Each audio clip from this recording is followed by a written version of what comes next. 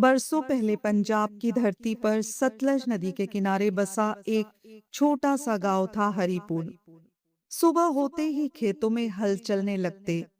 गुरुद्वारे से वाहिगुरु वाहिगुरु की मधुर आवाज गूंजती और गांव के लोग अपनी मेहनत में लग जाते। उसी गांव में रहता था एक गरीब लड़का गुरमीत। गुरमीत का परिवार बहुत साधारण था। उसके पिता करतार सिंह पुराने कपड़े सिलने का काम करते थे और माँ घर घर जाकर लोगों के लिए रोटियां बेलती थी। घर मिट्टी का था, छत से बरसात में पानी टपकता था, लेकिन उस घर में एक चीज कभी कम नहीं हुई, गुरु पर विश्वास। हर सुबह गुरमीत अमृत वेले उठता, गुरुद्वारे जाता और बड़े प्रेम से जपजी साहब का पाठ करता। गांव वाले कहते, इतनी गरीबी में भी इस लड़के के चेहरे पर मुस्कान कैसे रहती है।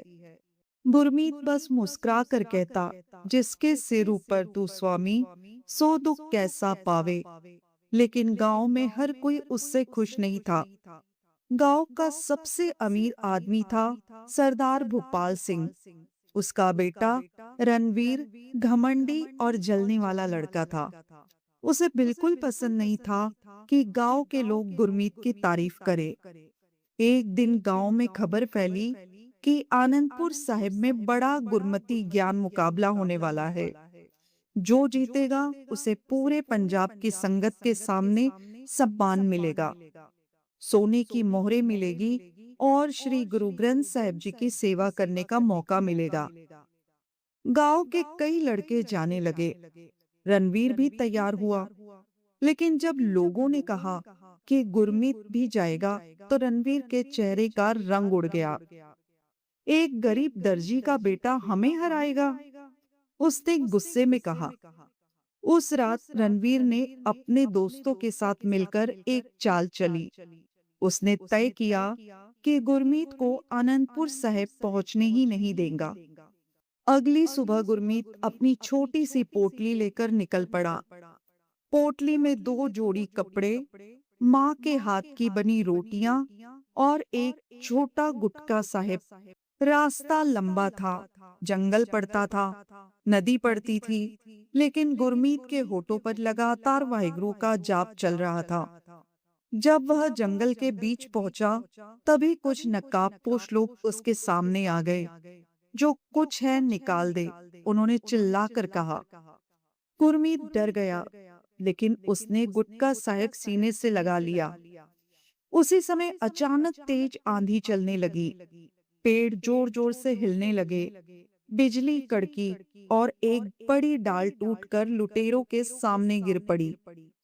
घोड़े बेकाबू हो गए और सभी डरकर भाग गए।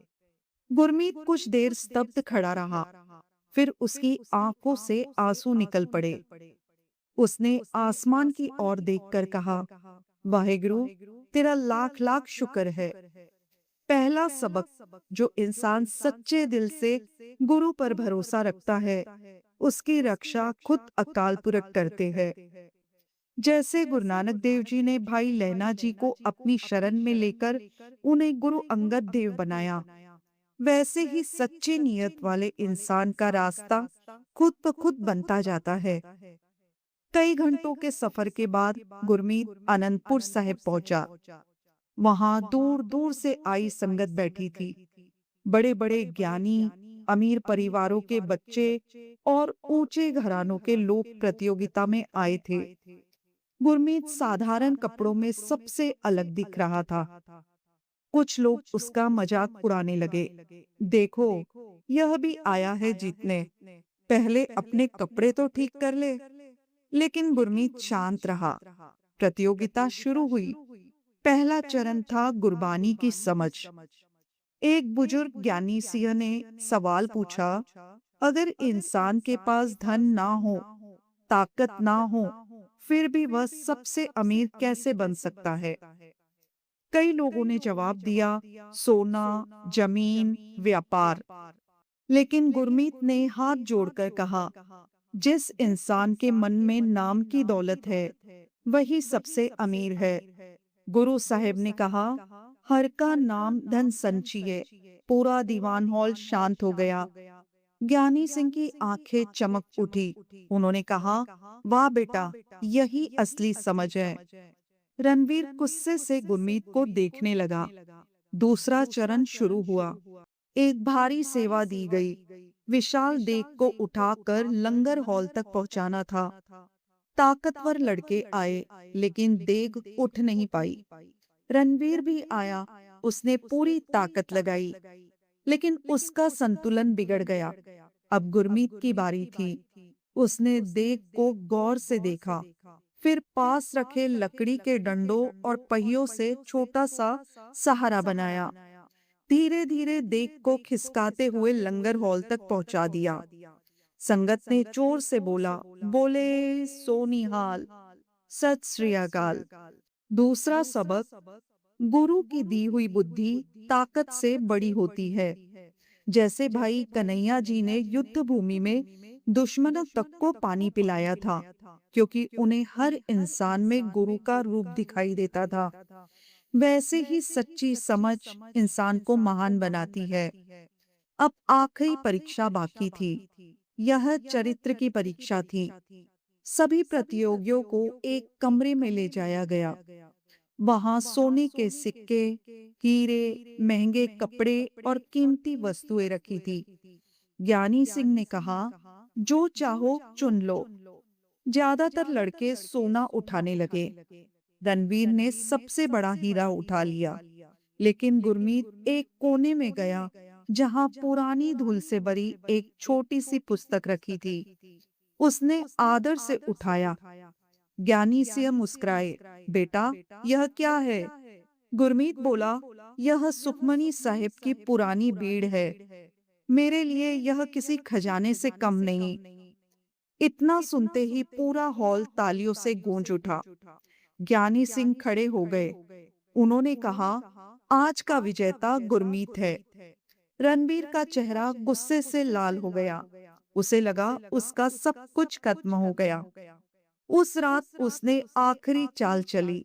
उसने रसोइयों को पैसे देकर गुरमीत के खाने में जहर मिलवा दिया। लंगर परोसा गया। गुरमीत अरदास करके जैसे ही पहला निवाला खाने लगा, तभी अचानक एक कुत्ता वहां आया और थाली से रोटी गिर गई। कुछ ही देर में वह रोटी काली पड़ गई। सब समझ गए कि खाने में जहर था। रसोइया पकड़ लिया गया और उसने डर कर रणवीर का नाम बता दिया। संगत हैरान रह गई। रणवीर रोते हुए गुरमीत के पैरों में गिर पड़ा। मुझे माफ कर दो, मैं तुम्हारा नसीब छीनना चाहता था। गुरमीत ने उसे उठाया और कहा, भाई, जो वाहिगुरु ने किसी के लिए लिखा हो, उसे कोई नहीं छीन सकता।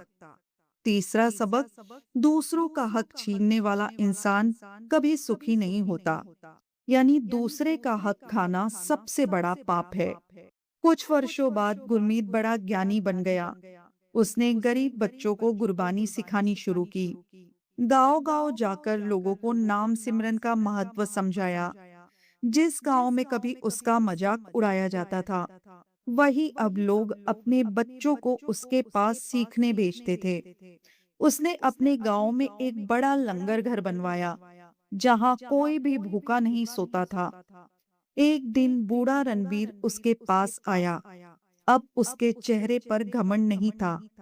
उसने कहा, मैंने जिंदगी भर दौलत के पीछे भागा, लेकिन सुकून नहीं मिला, और तूने सेवा चुनी, इसलिए आज भी सब तुझे प्यार करते हैं। गुरमीत मुस्कुराया।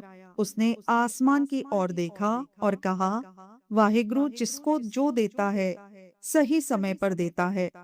बस इंसान को मेहनत और भरोसा नहीं छोड़ना चाहिए। धीरे धीरे गुरमीत की कहानी पूरे पंजाब में फैल गई।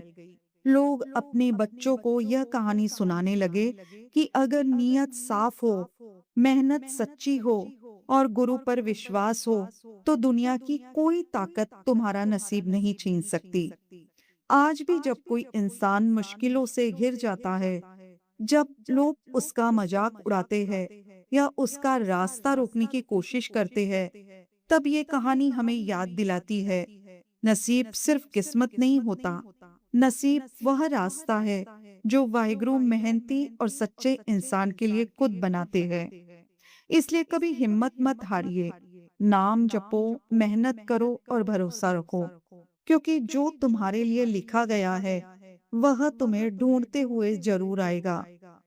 अगर ये कहानी, ये साखी आपको पसंद आई हो तो वीडियो को लाइक और शेयर जरूर करिएगा।